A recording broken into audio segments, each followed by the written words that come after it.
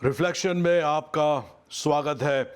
आज की शाम हम लोग बात करने जा रहे हैं श्रापों के विषय में। हो सकता है आपने अपने चर्च के अंदर या इंटरनेट के ऊपर या टीवी के ऊपर श्रापों के विषय में सुना हो, और विशेषकर ऐसे श्रापों के विषय में जो पीढ़ी से पीढ़ी तक चले आते हैं, उनके विषय में आपने सुना हो और आपके मन के अंदर भय हो, संकोच हो सकता है मेरे ऊपर भी किसी प्रकार का श्राप पड़ा हुआ है जो पीढ़ी से चला आ रहा है। आज की शाम इसी संदर्भ में हम लोग बाइबल के अंदर से एक बैलेंस शिक्षा को प्राप्त करेंगे।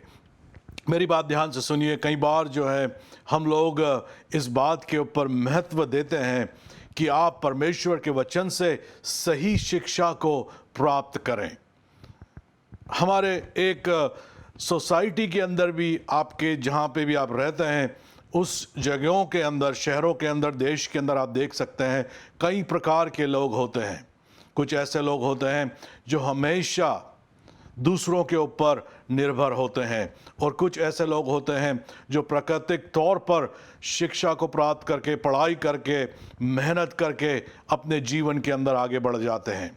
कई लोगों से मेरी मुलाकात होती है जिनका परिवार के अंदर जन्म होता है, जो परिवार धनी नहीं होता, परंतु अपनी मेहनत के बल पर शिक्षा को प्राप्त करने के द्वारा वो सफल होते हैं और जीवन में बड़ी छाप वो छोड़ करके जाते हैं। उसी प्रकार से मसीह जीवन के अंदर भी यदि आप हमेशा दूसरों पर निर्भर होते हैं, कोई दूसरा मेरे लिए प्रार्थना कर ले, कोई दूसरा मेरे लिए छुटकारा दे दे, कोई दूसरा मुझे मेरी समस्याओं से निकाल दे, यदि यही आपका पूरा मसीह जीवन है तो आप हमेशा वैसे ही बने रहेंगे निचले स्तर पर, जहाँ पर आपके पास खुद की कोई भी विजय नहीं होगी। विजय पाने का एक ही तरीका है, प्रभु यीशु मसीह के साथ में बने रहना और उसके वचन के अंदर बने रहना। जितना महत्वपूर्ण आप परमेश्वर के वचन को मानेंगे, उतना अधिक आपके जीवन के अंदर सफलताएं और विजय आती चली जाएगी। इस संसार के अंदर कई प्रकार के शिक्षक हैं, झूठे भविष्यवक्ता भी हैं, झूठे शिक्षक भी हैं, और वो कई प्रकार की शिक्षाएं देते हैं जो बाइबल के अंदर बैलेंस नहीं है। हम कोई से भी वचन को, एक वचन को या एक अध्याय को लेकर के पूरी डॉक्ट्रिन नहीं बना सकते। और ऐसे ही एक शिक्षा भारत के अंदर बहुत प्रचलित हुई है, और वह है पीढ़ी से पीढ़ी जो श्राप आते हैं उनके विषय में, और कैसे उन श्रापों को तोड़ना। बाइबल कहती है मेरे ज्ञान के ना होने से मेरी प्रजा नाश हो रही है। इसलिए परमेश्वर से प्रार्थना करो कि प्रभु आपको अपने ज्ञान की आत्मा से परिपूर्ण करे और इस वचन की समझ आपको दे।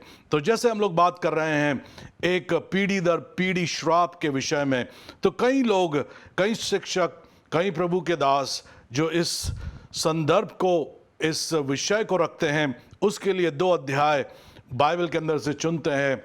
व्यवस्था विवरण 30वां अध्याय माफ कीजिएगा, व्यवस्था विवरण 5वां अध्याय, व्यवस्था विवरण 30वें अध्याय उसकी 19वीं आयत को वो लोग लेते हैं सिखाने के लिए कैसे वंश दर वंश, पीढ़ी दर पीढ़ी श्राप आते हैं। मैं आज आकाश और पृथ्वी दोनों को तुम्हारे सामने इस बात की साक्षी बनाता हूं कि मैंने जीवन और मरण, आशीष और शाप को तुम्हारे आगे रखा है। इसलिए तुम जीवन ही को अपना ले कि तू और तेरा वंश दोनों जीवित रहे। तो कई लोग इस बात के ऊपर श्रापों की शिक्षा को रख देते हैं, परंतु यहां पे वचन क्या कह रहा है? वचन यह कह रहा है तेरे सामने जीवन और मृत्यु दोनों हैं, तेरे सामने आशीष और श्राप दोनों हैं, परंतु परमेश्वर कहता है तू किसको चुन? जीवन को चुन, ताकि तू और तेरा वंश दोनों जीवित रहे। तो ये एक श्राप देने के विषय में शिक्षा नहीं है, वरन चुनाव की शिक्षा है। ये वचन ये नहीं कह रहा है कि श्राप आपके ऊपर आएंगे, परंतु वचन का तत्व यह है सही चुनाव कर। जीवन का चुनाव कर। यदि यीशु मसीह आपका उद्धार करता है, यदि आपने यीशु मसीह को अपने जीवन में ग्रहण करा है, तो आपने जीवन का चुनाव कर लिया है। आपने श्राप का चुनाव नहीं करा, आपने मृत्यु का चुनाव नहीं करा, आपने जीवन का चुनाव करा है, आपने आशीषों का चुनाव करा है। अब व्यवस्था विवरण 5 को हम लोग देखेंगे। कई लोग इस अध्याय के ऊपर भी पीढ़ी दर पीढ़ी श्रापों की शिक्षा को रखते हैं। अब हम लोग उसको देखते हैं बाइबल क्या कह रही है। व्यवस्था विवरण 5वां अध्याय 8 से लेकर के 10 तक। तू अपने लिए कोई मूर्ति खोद कर ना बनाना, ना किसी की प्रतिमा बनाना जो आकाश में है, वो पृथ्वी के जल में है। तू उनको दंडवत ना करना, ना उनकी उपासना करना, क्योंकि तेरा परमेश्वर यहोवा जलन रखने वाला ईश्वर है। और जो मुझसे बैर रखते हैं उनके बेटों, पोतों और पर पोतों के पितरों का दंड दिया करता हूं। 10वीं आयत। और जो मुझसे प्रेम रखते और मेरी आज्ञाओं को मानते हैं, उन हजारों पर करुणा किया करता हूं। अब पहली बात यहां पे स्पष्ट करने की है, वो यह है कि इन 3 वचनों के अंदर कहीं पे भी शब्द श्राप नहीं आया है। यहां पर जो शब्द आया है वो है दंड। और यदि आप इस वचन को देखेंगे, एक सही रीति से इसके अनुवाद को देखेंगे, तो परमेश्वर यहां पर अपने वचन के अंदर कॉन्ट्रास्ट दिखा रहा है। वो दिखा रहा है दंड और परमेश्वर की करुणा। प्रभु बोल रहा है मेरा दंड जो है 2 और 3 और 4 पीढ़ी तक रहता है, परंतु मेरी करुणा 1000 पीढ़ियों तक बनी रहती है। तो यहां पर जो हमें ध्यान केंद्रित करना है वह दंड के ऊपर नहीं, परंतु परमेश्वर हमें बोल रहा है कि तुम मुझ पे भरोसा रख, तुम मेरी उपासना कर और मेरी करुणा 1000 तेरी पीढ़ियों के ऊपर बनी रहेगी। परंतु कई बार लोग नकारात्मक रवैया रखते हैं और एक जो वचन हमें कहने की कोशिश कर रहा है उसके बदले जो कॉन्ट्रास्ट है उसको हम लोग ले लेते हैं। तो यहां पर कई लोगों ने क्या करा कि देखो पोतों परपोतों के ऊपर जो है दंड होगा, परंतु यहां पर उन्होंने ये नहीं देखा। परमेश्वर ने कहा जो मेरी आज्ञा को मानते मुझसे प्रेम करते हैं उनकी 1000 पीढ़ियों पर मेरी करुणा बनी रहती है। तो ये वचन 8, 9 और 10 ये दंड का वचन नहीं है। व्यवस्था विवरण उसके 5वें अध्याय के अंदर ये करुणा का वचन है कि परमेश्वर कितना करुणा करने वाला है। 1, 2, 3, 4 पीढ़ी नहीं, 1000 पीढ़ियों दर उसकी करुणा बनी रहेगी। अब जिस प्रकार से कई कलीसिया के लोगों ने, चर्च के लोगों ने श्रापों के विषय में गलतफहमी पैदा कर ली और उनको लगने लगा कि श्राप बने रहते हैं, एक पीढ़ी से दूसरी पीढ़ी पर आते रहते हैं, उसी प्रकार से इजरायलियों ने भी क्या करा था, इसी बातों की शिक्षा को ग्रहण कर लिया था। अब हम लोग देखते हैं यिजकेल नबी की पुस्तक उसके 18वें अध्याय के अंदर कि परमेश्वर कैसे इन बातों को सही रीति से अपने भविष्यवक्ता के द्वारा समझाता है। यिजकेल उसका 18वां अध्याय पहली आयत। फिर यहोवा का यह वचन मेरे पास पहुंचा। दूसरी आयत। तुम लोग जो इज़राइल के देश के विषय में यह कहावत कहते हो कि जंगली अंगूर तो पुरखे लोग खाते परंतु दांत खट्टे होते हैं लड़के बालों के, इसका क्या अर्थ है? प्रभु यहोवा यूं कहता है, तीसरी आयत, कि मेरे जीवन की शपथ तुमको इज़राइल में फिर यह कहावत कहने का अवसर ना मिलेगा। जो प्राणी पाप करे वही मरेगा, ना तो पुत्र पिता के अधर्म का भार उठाएगा, ना पिता पुत्र का। धर्मी को अपने ही धर्म का फल और दुष्ट को अपनी ही दुष्टता का फल मिलेगा। परंतु यदि दुष्ट जन अपने सब पापों से फिरकर मेरी सब विधियों का पालन करे और न्याय और धर्म के काम करे तो वह ना मरेगा वरन जीवित ही रहेगा। तो इजरायलियों ने एक कहावत बना ली थी, यह वचन नहीं था परंतु कहावत थी कि हमारे पुरखों ने जंगली अंगूर खाए परंतु हमारे लड़के बालों के दांत खट्टे हो गए। और उसका यही अर्थ था कि श्राप जो है पीढ़ी दर पीढ़ी चले आ रहे हैं। पुरखों ने पाप करा, अब नाती और पोते और परपोते उस पापों का दंड और उस पापों की कीमत चुका रहे हैं। श्राप उनके ऊपर आ गया है। परंतु परमेश्वर यहां पे स्पष्ट करता है, वो कहता है कि ये कहावत सही नहीं है। कहावत हमारे भारत देश के अंदर भी कई प्रकार की होती है। चोर की दाढ़ी में तिनका, बहुत प्रकार की ऐसी कहावतें हैं और उसके पीछे कोई ना कोई कहानियां या कोई ना कोई मतलब होता है। उसी प्रकार से इज़राइल में भी यह एक कहावत थी कि पीढ़ी से श्राप आए हैं, इसीलिए इसके साथ यह समस्या चल रही है। परंतु परमेश्वर यहाँ पे कहता है कि यदि कोई पाप करेगा तो उसका दंड उसी को मिलेगा। यदि वो मन फिरा ले, मेरी उपासना करे, न्याय और धर्म के काम करे तो वो नहीं मरेगा वरन वो जीवित रहेगा। ध्यान रखिए, परमेश्वर ने कहा था मेरी करुणा हजारों वंशों के ऊपर बनी रहेगी, हजारों पीढ़ी के ऊपर बनी रहेगी। तो उस सकारात्मक बात जो बाइबल हमें कह रही है उसके ऊपर हमें ध्यान देना है। अब यिर्मयाह 31वें अध्याय के अंदर हम लोग देखते हैं 29, 30 और 31वीं आयत।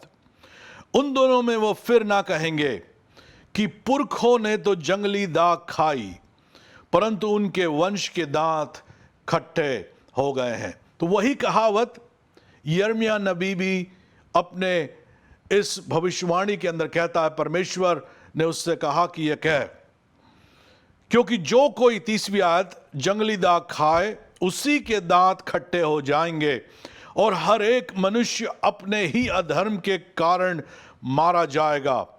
फिर यहोवा की यह वाणी है, सुन, ऐसे दिन आने वाले हैं जब मैं इज़राइल और यहूदा के घराने से नई वाचा बांधूंगा।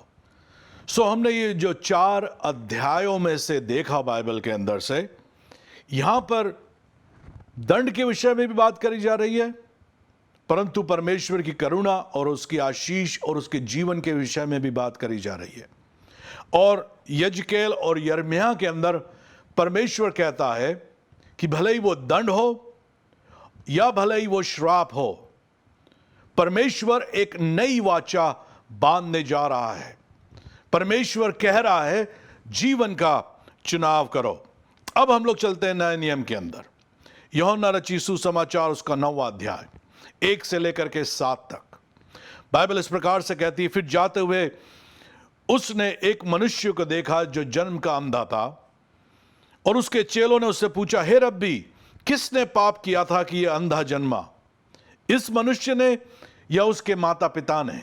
अब ध्यान रखिए, इज़राइल के अंदर यह कहावत चलती थी, हमने जंगली दाख खाई, हमने जंगली अंगूर खाए और हमारे लड़के बालों के दांत खट्टे हुए। तो ये इजरायली लोग ये भी मान रहे हैं कि यदि ये जन्म से अंधा हुआ है पैदा, तो इसका मतलब है या तो इसने पाप किया होगा या इसके माँ बाप ने पाप किया होगा। अब इसने तो पाप नहीं किया होगा क्योंकि ये तो बचपन से ही ऐसा ही हुआ है, तो हो सकता है इसके माँ बाप ने गलतियां करी हो, इसीलिए ये श्राप उनके ऊपर आया है।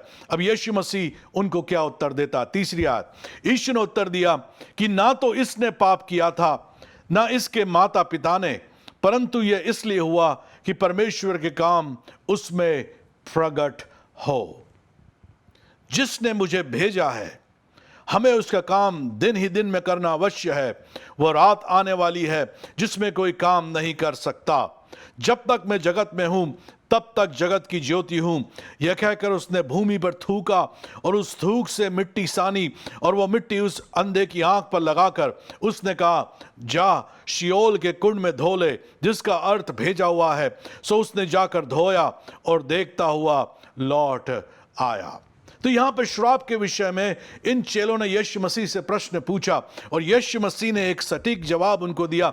उनसे कहा, ना इसने पाप किया ना इसके माँ बाप ने, परंतु यह इसलिए हुआ कि परमेश्वर के काम उसमें प्रकट हो। यदि आपके जीवन में जरूरत है, यदि आपके जीवन में समस्या है, यदि आपके जीवन में पीड़ा है, तो उस पीड़ा का कारण हो सकता है श्राप नहीं है।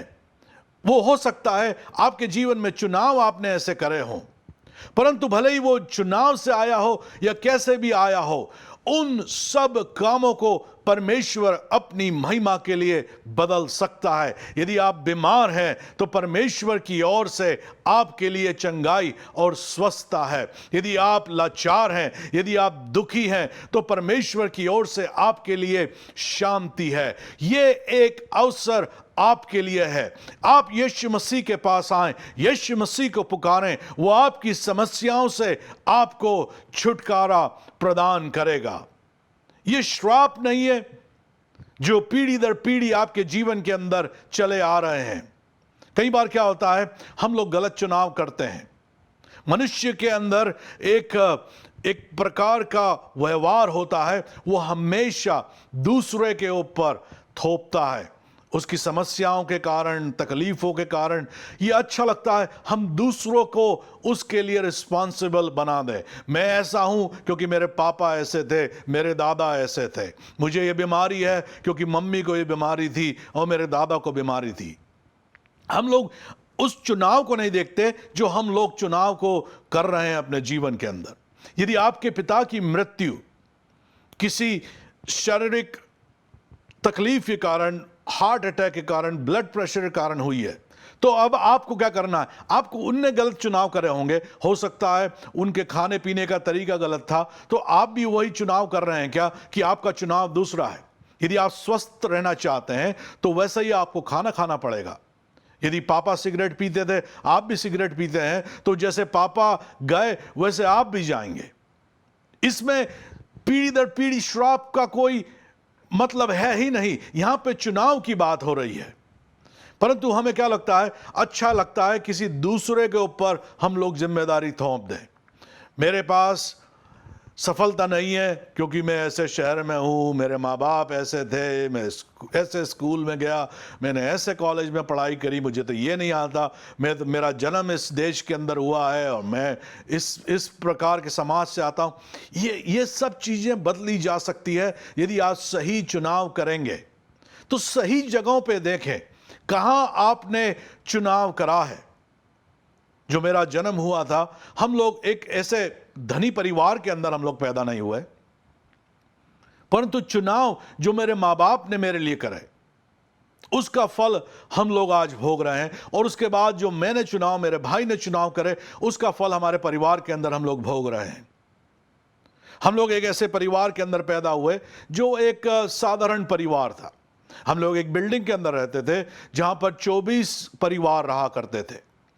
उन 24 परिवारों में सिर्फ मैं और मेरे भाई एक अच्छे स्कूल के अंदर जाते थे जहां पर हमारे माँ बाप अधिकतर पैसा हमारी शिक्षा के ऊपर खर्च करते थे। सबको एक ही प्रकार की तनख्वाहें दी जाती थी। सब आसपास मिले जुले जो है, सब एक ही परिवहन के अंदर एक ही जगह पे काम किया करते थे जहां मेरे पिता काम करते थे। तो सबकी जो उस बिल्डिंग के अंदर रहते थे उनकी तनख्वाहें सब आसपास ही हुआ करती थी। परंतु मेरे माँ बाप ने, मेरी मम्मी ने जो है स्कूल के अंदर जाके पढ़ाना शुरू करा ताकि और पैसा आए और मुझे और मेरे भाई को एक अच्छे स्कूल के अंदर डाला।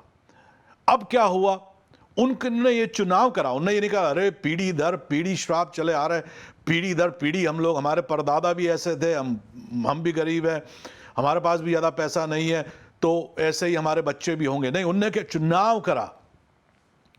मैं तो उस समय छोटा था, 4 साल का, 5 साल का, मैं अपने लिए चुनाव नहीं कर सकता था। तो मेरे माँ बाप ने मेरे और मेरे भाई के लिए चुनाव करा और कहा इनको अच्छे स्कूल के अंदर हम लोग डालेंगे, हम लोग अपने पैसों को बचाएंगे, हमारे पैसों का अधिकतर खर्चा इनकी पढ़ाई के लिए होगा। तो क्या हुआ, उन चुनाव के कारण हम हैं आज जो हैं। परमेश्वर ने आशीष दी, प्रभु ने उनको आशीष दी। हम लोगों को उनने पढ़ाया, अच्छी जगहों पे भेजा, अपना पेट काट के उनने उनने हम लोगों को पढ़ाया।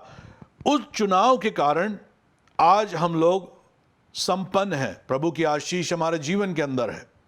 और उस 24 मकानों को जो उस बिल्डिंग में थे, उनमें से कई लोग अभी भी जो हैं, जैसे उनके माँ बाप थे, परदादा थे, वो वैसे ही जीवन को जी रहे हैं। तो ये पीढ़ी दर पीढ़ी श्राप के मुकाबले चुनावों के ऊपर ज्यादा ध्यान दो, अपने लिए सही चुनाव करो। परंतु यदि आपने जीवन में गलत चुनाव भी करे हैं, तो आप फिर करके यीशु मसीह के पास आ सकते हैं, और वो जो गड़बड़ी है, परमेश्वर उन गड़बड़ियों को, उन कष्टों को, क्लेशों को अपनी महिमा के लिए बदल देगा और आपके जीवन से गवाहियां आएगी। अब हम लोग देखते हैं वाकई में बाइबल इन श्रापों के विषय में यीशु मसीह की कलीसिया से क्या कहती है। गलातियों की पत्री उसका 3 अध्याय 10 से लेकर के 14 तक हम लोग पढ़ेंगे। सो जितने लोग व्यवस्था के कामों पर भरोसा रखते हैं, वे सब श्राप के अधीन हैं, क्योंकि लिखा है, जो कोई व्यवस्था की पुस्तक से लिखी हुई सब बातों के करने में स्थिर नहीं, वह श्रापित है। तो यदि आप पुराने नियम को लेते हैं और उन आज्ञाओं के ऊपर जो पुराने नियम के अंदर इज़राइलियों को दी गई थी, उनके ऊपर अपने जीवन की नींव को रखते हैं, और यदि आप एक भी आज्ञा करने में असफल हैं, तो बाइबल कहती है आप श्रापित हैं। कई लोग पुराने नियम का प्रचार करते हैं। यदि वो पुराने नियम का प्रचार कर रहे हैं और उसकी एंडिंग, उसका अंत यदि नए नियम की बातों से नहीं होता, यीशु मसीह के अंदर नहीं होता है, तो वह व्यवस्था का प्रचार है, और व्यवस्था के द्वारा बाइबल कहती है कोई भी धर्मी नहीं ठहरेगा। यदि आप व्यवस्था के अंदर एक बात में भी चूक गए, तो सारी बातों के अंदर आप चूक गए। और बाइबल कहती है कि यदि आपने उस व्यवस्था को पूरा नहीं करा, यदि उसकी सब बातों में स्थिर नहीं है, तो आपके ऊपर उस व्यवस्था के दंड और उसका श्राप है। परंतु जो अच्छा समाचार, सुसमाचार है, वो यह 11वीं आयत, पर यह बात प्रकट है कि व्यवस्था के द्वारा परमेश्वर के यहां कोई भी धर्मी नहीं ठहरता, क्योंकि धर्मी जन विश्वास से जीवित रहेगा। ध्यान रखिए, व्यवस्था विवरण उसके 5वें अध्याय के अंदर, 30वें अध्याय के अंदर परमेश्वर ने दोनों अध्याय में क्या कहा था? जीवन को चुन। जीवन कैसे? विश्वास के द्वारा। किसके ऊपर? विश्वास के द्वारा, यीशु मसीह के ऊपर विश्वास के द्वारा। 12वीं आयत गलातियों उसका 3 अध्याय, पर व्यवस्था पर विश्वास से कुछ संबंध नहीं, पर जो उनको मानेगा वो उनके कारण जीवित रहेगा। मसीह ने जो हमारे लिए श्रापित बना, हमें मोल लेकर व्यवस्था के श्राप से छुड़ाया, क्योंकि लिखा है जो कोई काठ पर लटकाया जाता है वह श्रापित है। यह इसलिए हुआ कि इब्राहिम की आशीष मसीह यीशु में अन्य जातियों तक पहुँचे और हम विश्वास के द्वारा उस आत्मा को प्राप्त करें जिसकी प्रतिज्ञा हुई है। तो बाइबल यह कहती है सारे श्राप यीशु मसीह ने क्रूस के ऊपर उठा लिए, खुद क्रूस के ऊपर श्रापित बन गया, ताकि हम जीवन को प्राप्त करें और परमेश्वर की आशीष को, इब्राहिम की आशीष को हम लोग प्राप्त कर लें। पहला पतरस उसका 2 अध्याय उसकी 24वीं आयत में लिखा हुआ है, वह आप ही हमारे पापों को अपनी देह पर लिए हुए क्रूस पर चढ़ गया, जिससे हम पापों के लिए मर के धार्मिकता के लिए जीवन बिताएं। उसके मार खाने से तुम चंगे हुए। यीशु मसीह ने स्वयं हमारे दंड को, हमारे पापों को, हमारे अधर्मों को क्रूस के ऊपर लेकर के अपनी जान दे दी, ताकि हम उस लहू के द्वारा, उस क्रूस के द्वारा नए जीवन को प्राप्त करें, धार्मिकता को प्राप्त करें, आशीष को प्राप्त करें। 2 कुरिन्थियों उसका 5वां अध्याय और 17वीं आयत में इस प्रकार से लिखा है, सो यदि कोई मसीह में है तो वो नई सृष्टि है, पुरानी बातें बीत गई है, देखो सब नई हो गई है। यदि आप यीशु मसीह के ऊपर विश्वास करते हैं, तो मैं आपसे यह कहना चाहता हूं, भले ही आपके पुरखों ने कितने भी घिनौने पाप क्यों ना करे हों, आप श्रापित नहीं हैं। ऐसी शिक्षा के ऊपर ध्यान मत दें। ध्यान दें, परमेश्वर ने हजारों पीढ़ियों के ऊपर करुणा का वादा करा है। परमेश्वर ने कहा जीवन को चुनो। आपने यदि यीशु मसीह को चुना, आपने जीवन को चुना है। यीशु मसीह आपके लिए श्रापित हो गया क्रूस के ऊपर, ताकि उसके लहू के द्वारा आप आशीष को प्राप्त करें। आप यीशु मसीह में नई सृष्टि हैं। पुरानी बातें जाती रही, सब नई हो गई है। यदि यीशु आपका प्रभु नहीं है तो आज आपके लिए यह नेवता है, उसे अपने जीवन के अंदर ग्रहण करें और श्रापों से छुटकारा प्राप्त करके आशीष को प्राप्त करें। मेरे पीछे ये प्रार्थना करें, हे प्रभु यीशु, मैं तुझे अपना उद्धारकर्ता स्वीकार करता हूँ। मैं विश्वास करता हूँ कि क्रूस पर तूने मेरे लिए जान दी और तीसरे दिन मुर्दों में से जी उठा।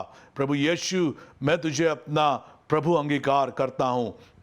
मुझे अपने पवित्र आत्मा से भर दीजिए, यीशु के नाम से, आमीन।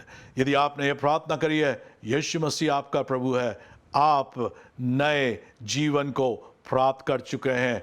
आप श्रापित नहीं, आप आशीषित हैं। अपने चेहरे को ऊपर उठा करके चलें, प्रभु आपके साथ है और जहाँ आप जाएंगे वहाँ सिर्फ आशीष और आशीष आएगी। प्रभु आपको बहुतायत से आशीष दे।